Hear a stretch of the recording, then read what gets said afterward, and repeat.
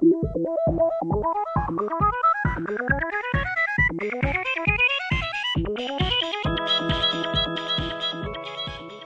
general, Paris is moving away from dividing users on the street.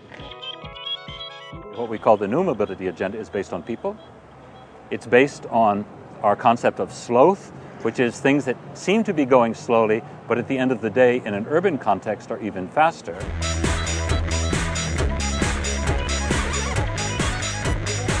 The street code relies on two main points, I think. Is the first one that you are responsible for all users that are lighter than you are. So the cyclist is responsible for the pedestrians, the cars are responsible for the cyclists, and the trucks are responsible for the cars, etc.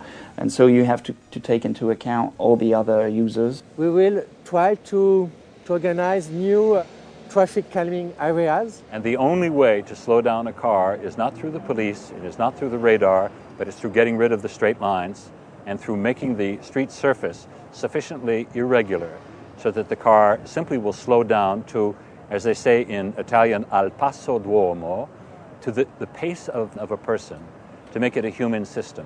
For example, in the center of Paris, there's a section of about 4 blocks that has completely been transformed to accommodate buses, pedestrians, and cyclists. We have a metro station with many people coming out. We have Vélib, we have 3 or 4 bus lines. We have a huge number of pedestrians. Curbs have been removed. The surface is cobblestone to slow speeds down. And there's signage indicating that the pedestrians have priority. It's not possible. We don't have space enough to have one line for the buses, one line for the cyclists, enough space for the pedestrians, enough space for the cars, etc. So we'll put everyone together. As you don't have on a classical road, there you have to take into account all the other users, and you get much more respectful, I think. We have different kind of lanes or bicycle ways. On busy boulevards, bikes are actually sharing space with buses. Buses have a protected lane that's separate from moving traffic, and they share that space with bicycles, taxi cabs.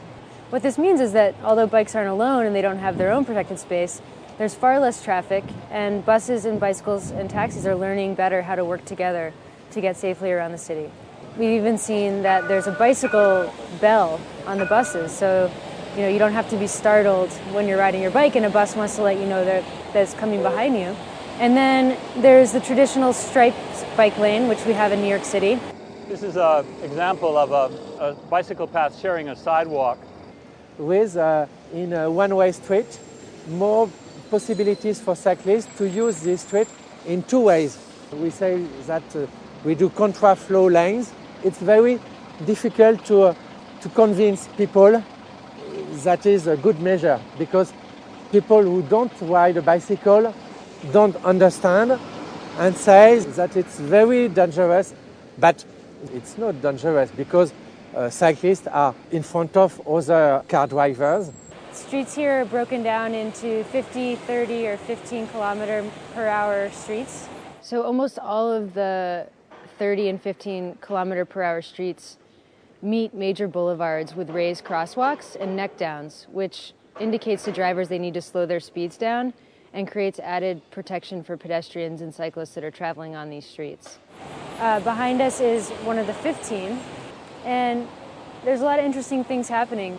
The first is that the texture is actually cobblestone, so right away cars have to slow down. It's a shared space between buses and bicycles, but bicycles are coming against traffic.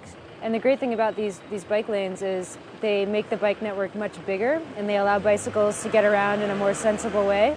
But they also have a traffic calming effect because the streets have been redesigned or designed so that cars can only go a certain speed, and having bicycles there moving against them is just one of the ways that's happening. And then where we're standing now, we have actually a physically separated bike lane for cyclists, so that because they're going to be heading against traffic for this portion, they have extra protected space.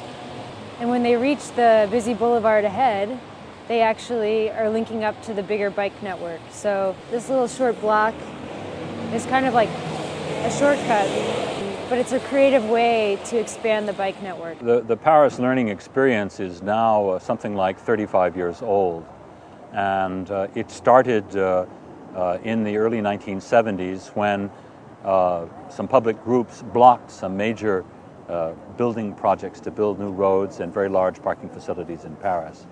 And we became aware, collectively became aware of what is important is not the throughput of vehicles within the system, but the throughput of people and the conditions of the throughput.